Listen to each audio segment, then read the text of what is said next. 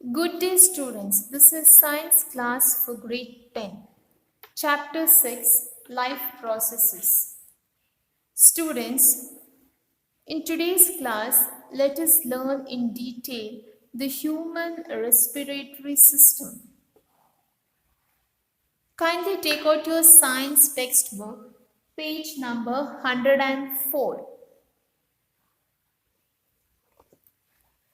In human beings, the air is taken into the body through the nostrils, that is the nasal passage. The air passing through the nostrils is filtered by the fine hairs that line the passage of the nostrils. And the passage is also lined with the mucus, which helps in the filtering process.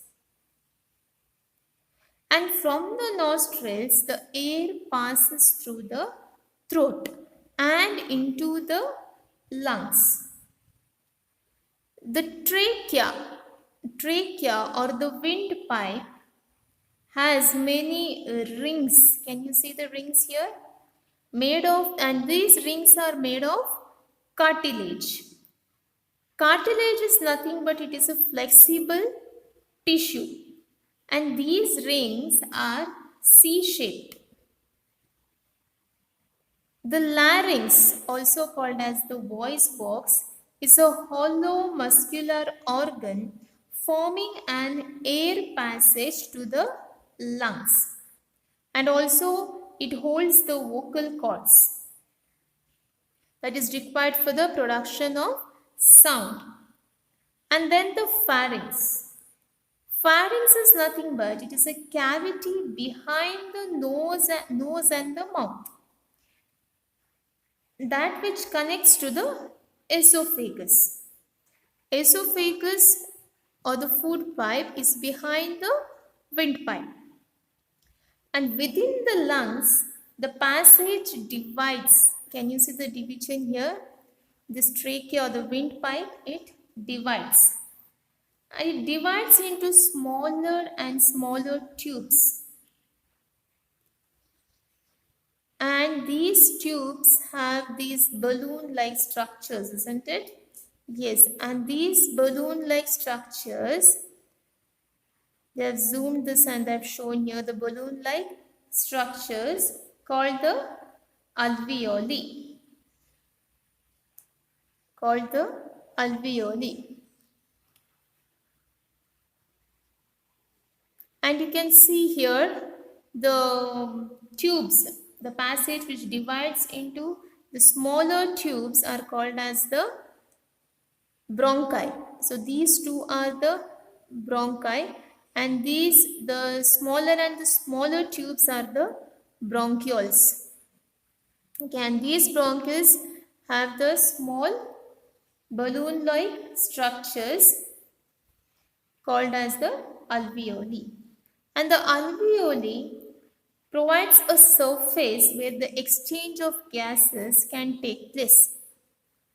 If the alveolar surface was spread out, it would cover about 80 meters square.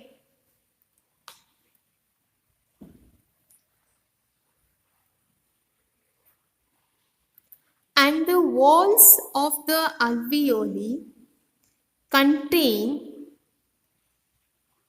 a network of blood vessels. When we breathe in, we lift our ribs. Just you breathe in and experience. When we breathe in, we lift our ribs and flatten our diaphragm. And what about the chest cavity? It becomes larger, isn't it? Yes. And because of this, air is sucked into the lungs and it will fill the alveoli. The blood brings the carbon dioxide from the rest of the body for release into the alveoli. And the oxygen in the alveolar air is taken up by the blood in the alveolar blood vessels. This is why, because to transport to all the cells in the body. And during the breathing cycle, when the air is taken in and when the air is let out, the lung always have, or it will contain a volume of air, so that there is sufficient time for the oxygen to be absorbed and carbon dioxide to be released. And what is this volume of air? This volume of air is called as the residual volume of air.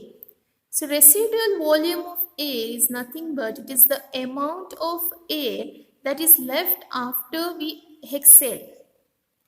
The lungs the lungs are never completely empty.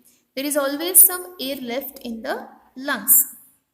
Is it clear, students? There is always some air left in the lungs, and lungs are never completely empty.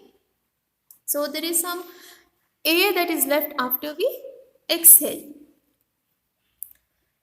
So when the body size of the animals is large, the diffusion pressure alone cannot take care of this oxygen delivery to all the parts of the body. Instead, the respiratory pigments take up the oxygen. Now, which is the respiratory pigment present in the human body? It is the hemoglobin, isn't it, students?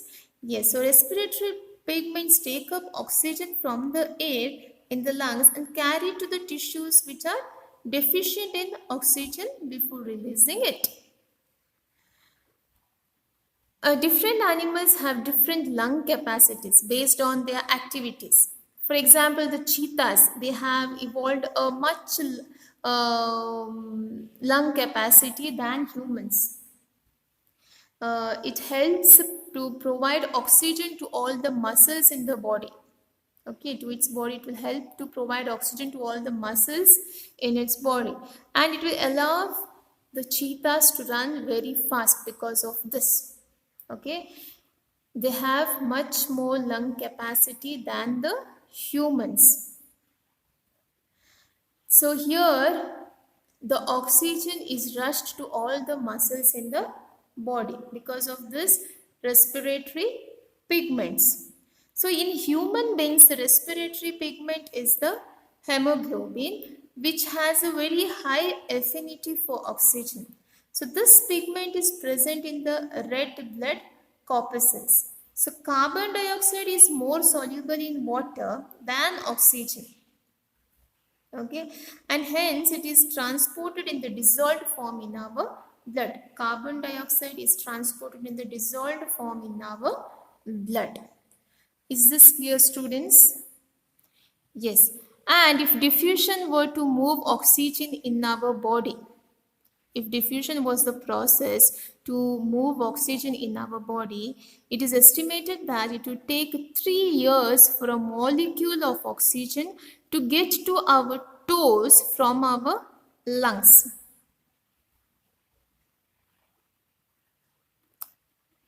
Just think, students. So we are lucky to have the respiratory pigment, that is the hemoglobin, which will transport the oxygen to all the cells of our body.